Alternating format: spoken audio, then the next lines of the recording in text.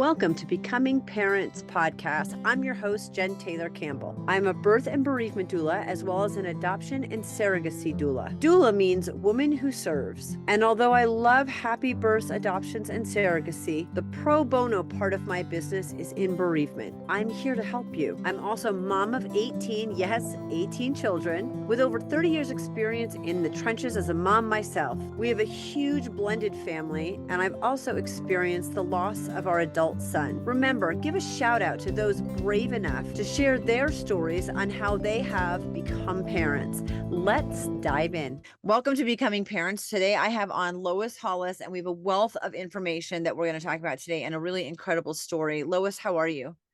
I am wonderful speaking to you, mom of 18. Thank you. Yep, 18. That's the crazy part.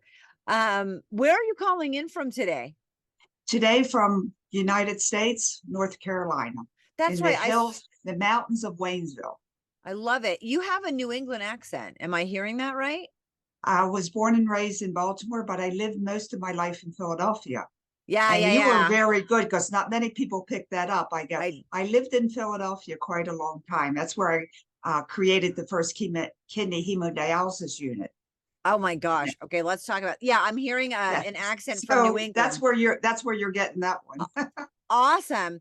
So I'm not sure how to best jump into this, but you made a comment to me about how you have 79 years of wealth of knowledge that you want to pass on. And I I kind of want to jump into your story because you've done some incredible things. You just said one of the things that you did that was really incredible. Do you want to tell us your background, like educationally, and about the dialysis and stuff like that first? Okay, I'll hop on it.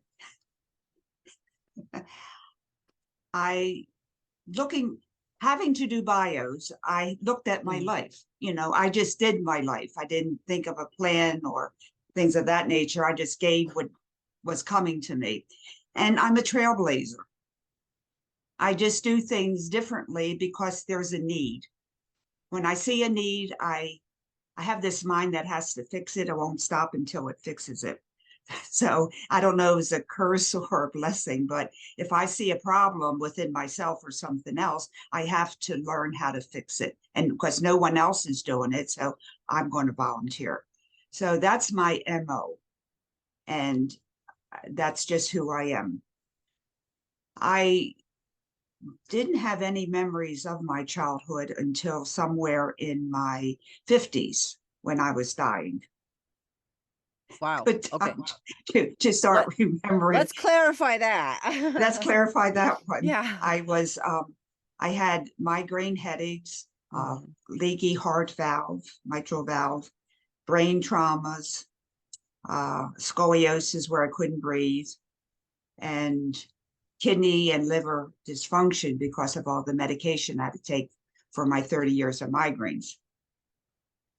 And the doctors were right. As a nurse, I knew that my lifespan was very limited to maybe a year or two.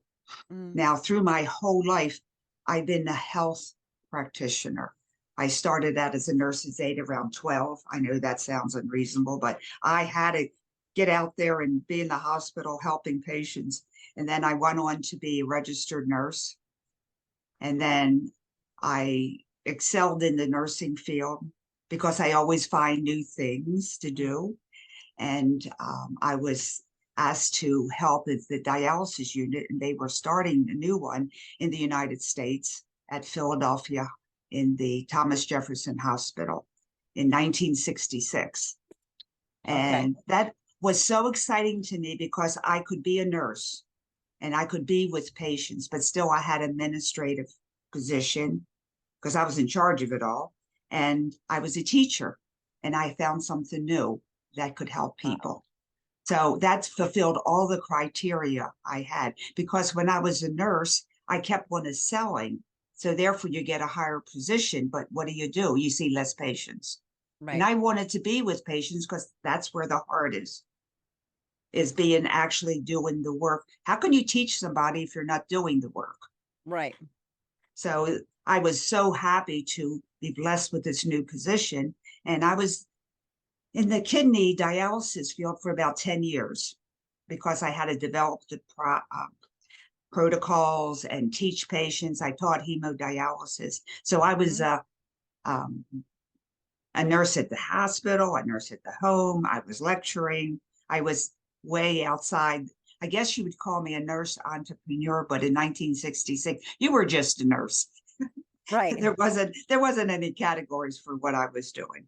And I rode that until I became, very, very tired. And eventually I got married and wanted to have children. And as I shared before, I had many problems physically. I was ovulating like once a year and things of that sort. So I had infertility. And then when I finally did conceive, I lost three babies.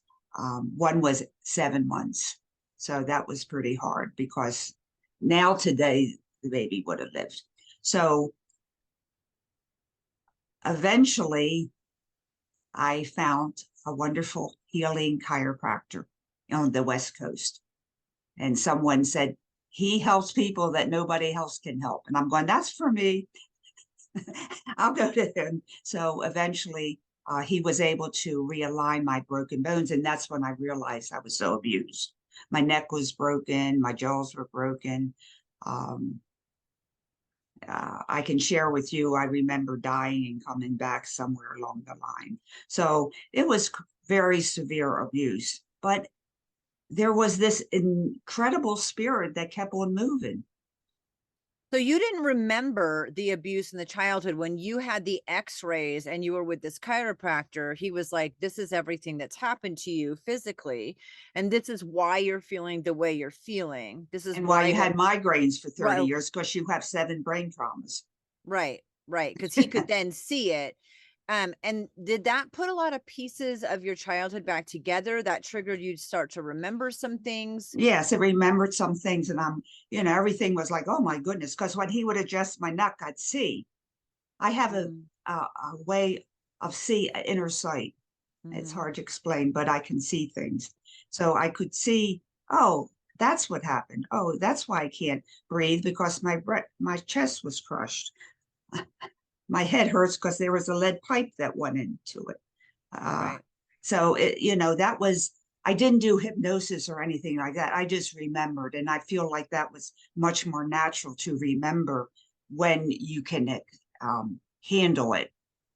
Oh, yeah, I think so too. I think sometimes we try to force our memories, like we know we we can't remember.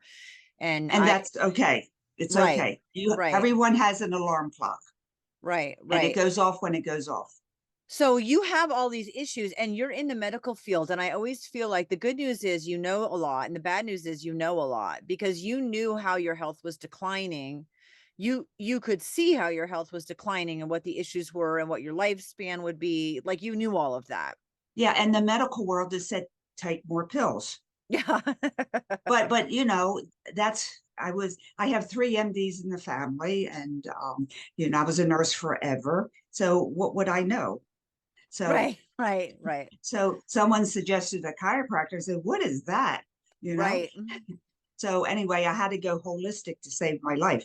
And it did, right. So anyway, once my body start becoming normal, almost, it took a long time. By the way, the chiropractor and I eventually married. So Oh, wow.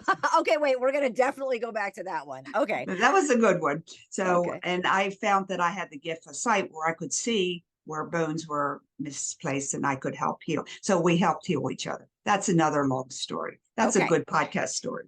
This was in your 50s though that you found him. Is that what you said? Yes. So this Yes. was okay, so this was like 30 years ago, 25 Right. years ago. Okay. Yeah.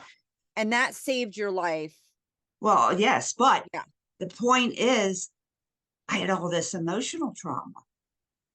Now I know why I was depressed. I was suicidal. I didn't want to get out of bed. And that's like so different from my life because, you know, me, going around the country and talk about dialysis, had no fear of talking and dancing. I tap danced all the time. And, so for me to lie in bed and say I'm just dead and want to commit suicide is just so beyond. Right. And then someone said to me, "What do you do about shame?" And I went, this is 20 years ago. And I said, what an odd word. Really, 1999. What an odd word. So my mind, the detective mind that won't stop, I went to the library, no computers then. Yeah. So I went into the library, and the only thing I could find was Bradshaw's book. Shame is a sickness of the soul. And then my mind started going. Eventually, I came to learn from my own experience that shame and guilt, but I call it shame guilt now, is an energy that impacts us through the words of people, and it turns all of our body functions to a negative state. Yeah, So absolutely. I just like love turns us into a positive state, shame guilt energy turns us into a negative state. And Mm-hmm. then I found out that I talked to the inner parts of myself, the inner family. They call it the inner child, Mm-hmm. but it's really an inner family and their inner critic. So I made friends with all of my emotions. And then the shame, guilt energy was leaving. I just was able to release it. And I healed emotionally.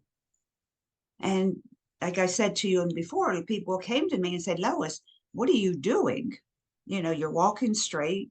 Your hair got less gray, and you got youth. You got younger, not older." So that's when people wanted to do what I was doing. And I taught them to teach themselves their inner self, talk with their inner self, and release the shame guilt. But nobody saw what I saw. So I had to go to film school to make a movie of how my process works. That's awesome. So at 64, I started with all these teenagers in film school. That's another story. But Yes. anyway, But how fantastic. I mean, I I I've interviewed predominantly entrepreneurs for almost 6 years, and it's 100%. Within the first couple of months, I realized 100% of entrepreneurs birth their business from their struggle, and their goal is to make it faster, easier, and more supported than it was for them. Whatever system or process worked for you, you want to make that available so it's faster, easier, and more supported for someone else.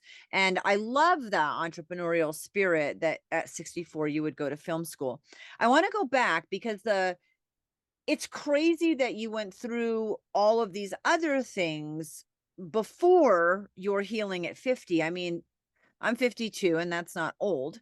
So, but in relation to you got married when you were a nurse, you had 3 miscarriages. One of them was at 7 months gestation. Then you had 3 girls. So we're talking about 6 pregnancies, infertility, ovulating once a month, you've already said. So I no, want to once go a year, once a once a year, year. once a year. Sorry. Yep. Thank you. Yeah, it would be normal if it was once a month. Yeah, I wasn't normal. So let's go back and take me through. You said you got married in nursing school. Take me through the fertility. I don't know what infertility. Did you go through infertility? Did you just No, know? no, no. We're Right. They didn't. talking about, 1970. Yeah. That Right. was just like, um, you know, it just was what I mean, it's such a cry from what it is now. Yeah. What I did was while I was married, I, my husband, uh, not the husband I have now, the husband that I had my children with was in the Navy. Okay. And he worked as a physician in the Navy. And since I was trying to get pregnant and, you know, wasn't birthing children, I was, had to do something. So I started the kidney unit at the Naval Hospital in Norfolk, Virginia. Okay. So, what are you going to do? So I kept on working Right. While you because were trying to get pregnant because it wasn't pregnant, yeah. happening. Right. And Mhm. I didn't create hemodialysis because I already did that. I just was very good at my work because that was my work. So I, start teaching and doing, and then eventually I did get pregnant and I lost 3 babies. And my physician at that point said, you just have to rest. You really can't, be doing all this stuff that you're doing. After you had the miscarriages, your physician Yeah. told you that? Yeah. Because we're talking about, like, now they don't always have very many answers. I went through infertility 31 years ago, and my daughter that's 30 went, like, her experience was exactly the same. And you'd think 30 years later, they would have had some enough changes to make a difference. But really, there haven't been many changes in fertility or infertility in 30 years that I've seen. So, I mean, they may have a higher success rate at IVF or something like that, but the process is still the same. And Yeah. that's a, that's not positive Yeah. that there's Well, been, the and only you're thing talking before. what happened is that they said my progesterone was low. Okay. So they gave me progesterone and I did carry that baby forward, but I had incompetent cervix and the Okay. baby just, fell out, so to Right. speak. That was devastating because Yeah. after all of that, then to lose the baby because so I seemed to have, I had infertility. I couldn't do this. Then I'm have RH negative. So it's like, you're Oh, not the one to get pregnant. right. You're too complicated. But anyway, God gave me Right. three beautiful children. So, um, So you know, after those three miscarriages, were you able, because you had the three miscarriages before the girls, right? oh, yes, yes, Okay. yes, How were you able to you got pregnant, which that was the first shock, but then how are you able to maintain those next three pregnancies? um, the main thing was just to get past the 3 months. Yeah. And then after 4 or 5 months, I had to be on like sort of bed rest and not, do my normal climbing trees and chopping things. And, I'm a very active person. So I had to, but still I had headaches Yeah. because I didn't meet the physician till much later, Yeah. in 1999, So so the three girls were born. The pregnancies were, I mean, I imagine it would, after losing a baby at 7 months, being pregnant and worrying about it would be terrifying. yes. And I didn't know anything about shame guilt then. Right. Which is awesome, because then you're just perpetuating that cycle within Yeah. yourself. So then your parenting, what happened? How close together were the girls? And then what happened with your work? Well, I wasn't, working like I am Right. now. And I'm not, doing the dialysis because the doctor said, no, no, no. Yeah, right. And financially it was okay. My husband was, we were very well okay. Not rich, but I could stay at home and Yep. whatever you do, staying home. I don't know that one too well. So eventually I did conceive and I carried the baby to term, but it had to be C-section because they did a cervix or they tie Yeah, it the up so they could cerclage. Mm-hmm. cerclage. So my babies were and that baby I was born baby, and that was Angel and my daughter. And then 2 years later, Okay. I got pregnant with my second child, and then I got pregnant like 2 or 3 months after birth. So Wow. I had three babies in 4 years. Yep. So be careful what you pray for. That's awesome. So I was like the total mom, whatever the total mom is. And because I was weakened because of all the brain traumas and so forth. But I was active. That's what's amazing.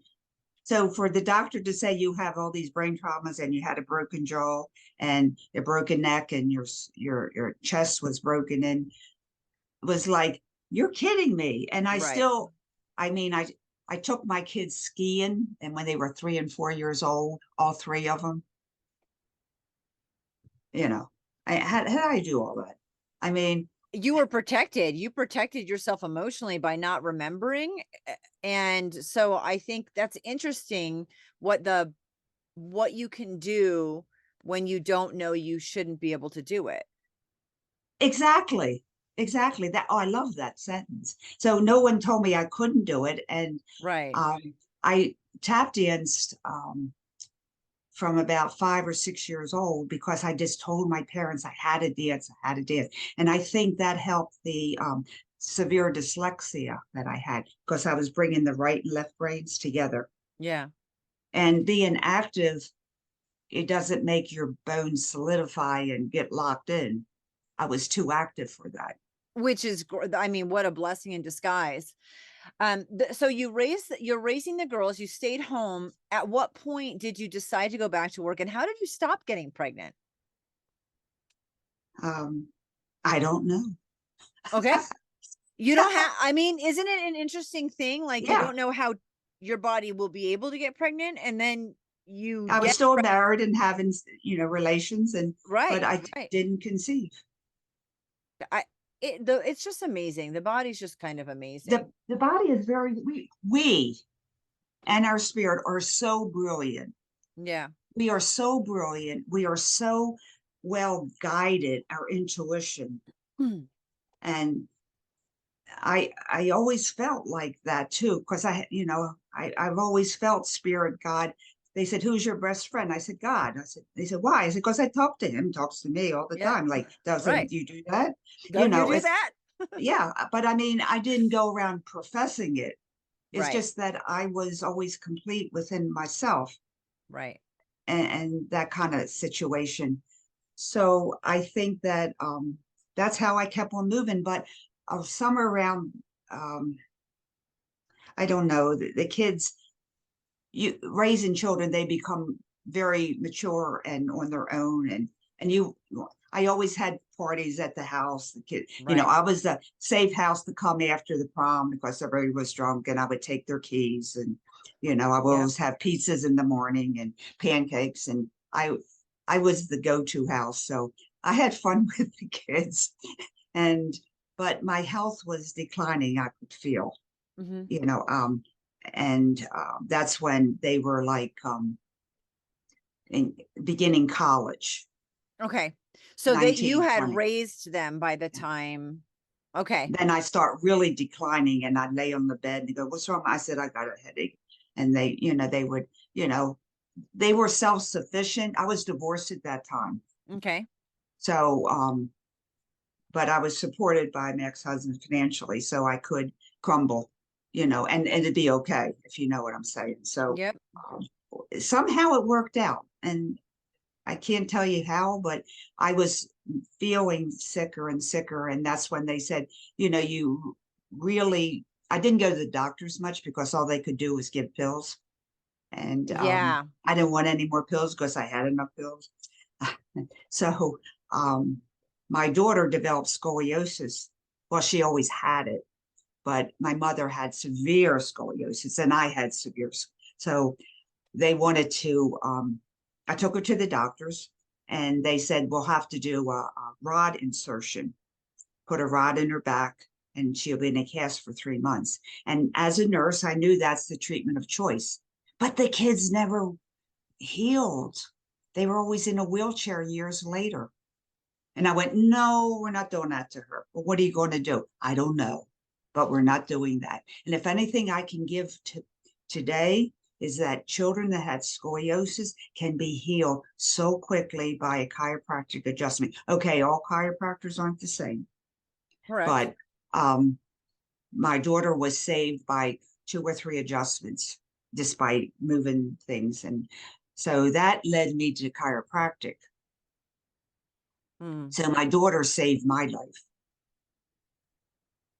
Isn't that Oh, interesting?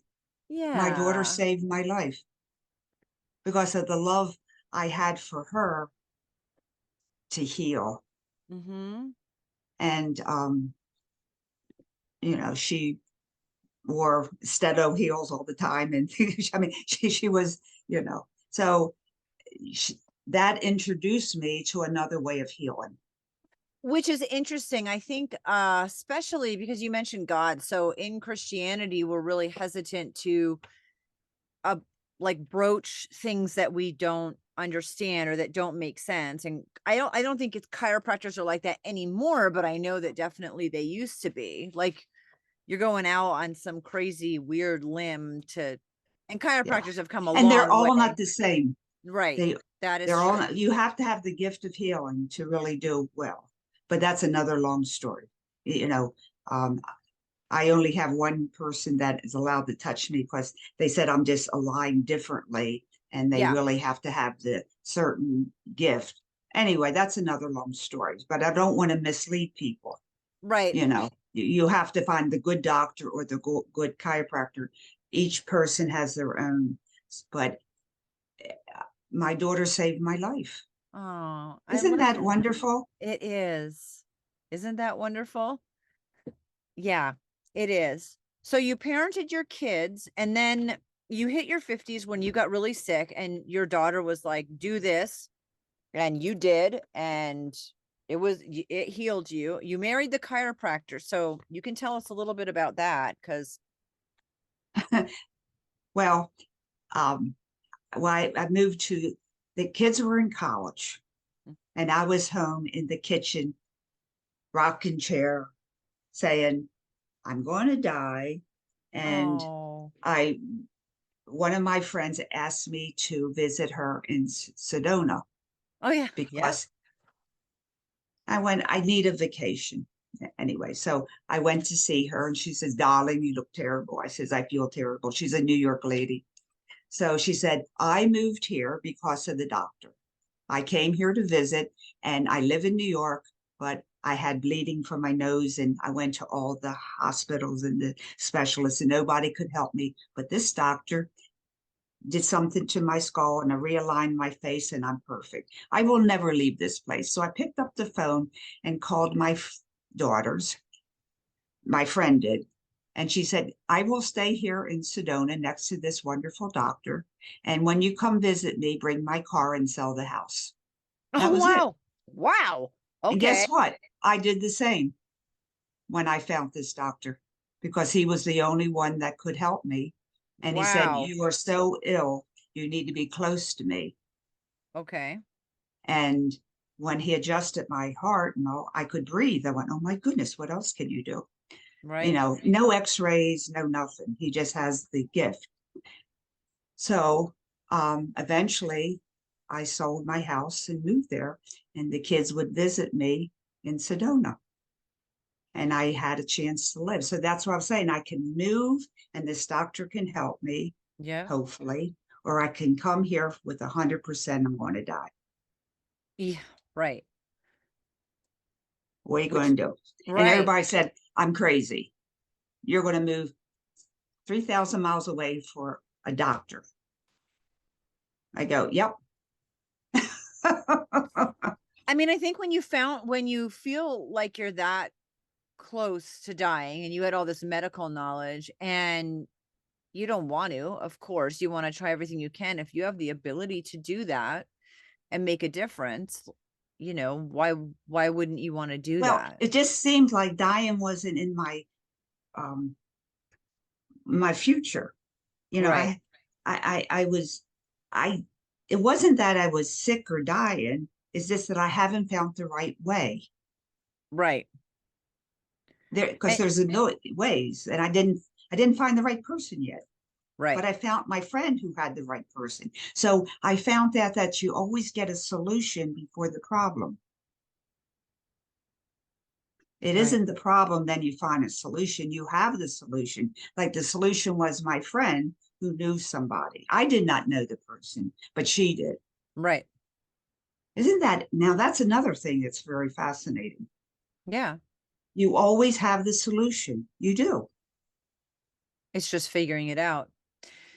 And your girls were really supportive of this. And then you Oh, married the they're in guy. college. They're a junior and senior in college. You really think they care?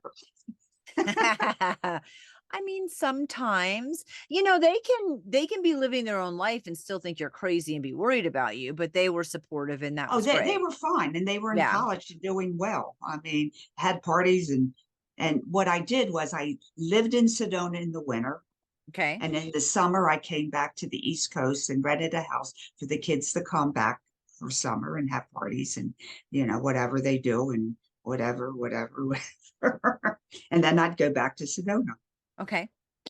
And then you married him. Yeah, eventually. Yeah. I mean, then he's available all the time. Well, I help him.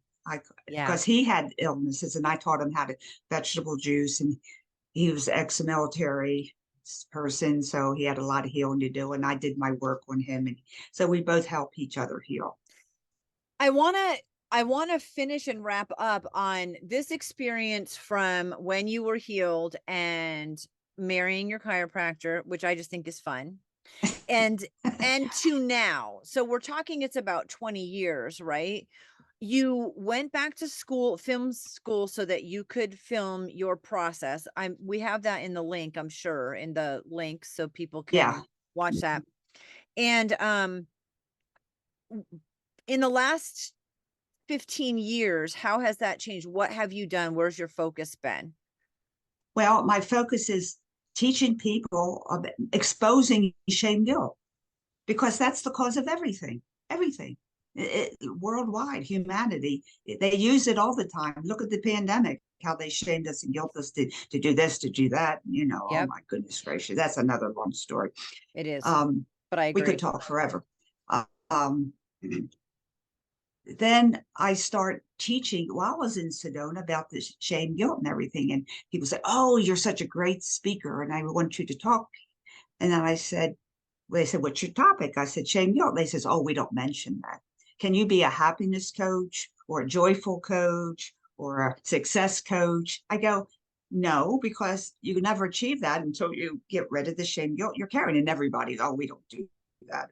Well, the pandemic hit and people got to sit with their feelings. Yeah, And they said, I "Oh, know. I do have some negative feelings. Oh, is that what you're talking about? That's weird." Anyway, so now in the last 2 years, I've been on like 150, 175 podcasts from Wow. 15, 16 countries talking about how to get rid of shame, guilt. So that's so exciting. So that's my new career, or is I my career. I I love that. I love how passionate you are about it and how you're willing to just kind of roll with what's happening now and your knowledge and how it just continues to move forward in different and exciting ways. Um, and I'm so glad that you say true to yourself. Like, no, I'm not going to be a happiness coach. I'm going to be a coach that helps you get past this, which actually is a happiness coach. Because once you can let go of Which shame, is a happiness coach, I know. But people always want to, do you know, for one thing, I want to say shame, guilt, energy, there is the lowest vibration a human can have and still be alive. mm, Okay. There's David Hawkins. He lives in heavens now. He did the map of consciousness. He gave each emotion a mathematical value. mm-hmm, Enlightenment, which is the highest, is 700,000 to the 30th power. mm-hmm. 5 zeros plus 30. Okay. That's pretty high. There is a number. My brother-in-law said there is such a number. I forgot. Anyway, that's the highest. Then we have love and joy and happiness, and we're friendly, we're giving. And then at 200, 200, it changes to negative. Negative emotions have less energy. If you're depressed, you're not going to be jumping around like when you have happiness or joy Right. or love. Valentine's Day, we're all loving dancing. That's If we're right. So, depressed, we're like, I can't get out of bed yeah. because the energy you're carrying is lower. Mm-hmm. And then we have anger and regret and remorse. And the last one is shame, guilt. It comes at a 10. And guess what's after that? Death, probably. Right. Yeah. That's why suicide is always preceded by guilt. I'm not good enough to live. And that's where most people live, Which is in the shame, crazy. guilt energy. And that's the lowest form that we could have. How incredible are we? And we're still functioning. Right. Seriously. And we throw shame, guilt around like it's candy. I even have a book Where's my book? It's the, you'll enjoy this. How to Become a Jewish Mother. That's so New England. I've heard No, of this this is, book. you heard of this book? Yeah, it just reminds me of New England, How to Become a Jewish Mother. How to make guilt work. Underlining the techniques, because you must use guilt to be in control. And it tells you how to do it when they're eating and when they're talking. So it isn't unusual that we have guilt. We're taught it. I mean, we're actually taught it. Yeah. Yeah. So that's my whole thing is like, we're deluged with it, but it's the lowest form of energy you can have. So I help people saying regret is better than guilt. You can regret what you did. They'll give you a solution, but guilt has no solution. Hmm. So that's my 2 cents for the 2023. You can regret what you did. That's okay. You can be depressed, but don't be in guilt. Right. Yeah, guilt and I think shame is one of the biggest words that I have run across with women in pregnancy and miscarriage Oh, it's and just in huge. It's right. huge. Shame's It's a big huge. thing. And then if Because you lose a pregnancy, my goodness. I yep. mean, I had to go back to those experiences and find the shame, guilt, and shame and guilt are together. Yep. Shame makes more guilt, guilt makes more shame, shame makes. Right. So there's different feelings, but it's the same energy. Yeah. So people can't say, oh, I got rid of the guilt, but I don't want rid of the shame. It makes your brain split. Right. You have to bring them together. Anyway, that's what I wanted to get in, that we don't need it. And it's so totally linked with child raising and parenting, because the children use it against you too. Yeah. That's another thing. It's bouncing back all the time, but there is a way out. That's knowledge. And that's right. what I'm about, is teaching the knowledge that it is an energy. We can kick it out, Yep. but you have to know your enemy. Wow. You know what? That is a great place to end. Lois, I appreciate you so much. Sharing your story is incredible, and I appreciate it so much. Thank you. Thank you.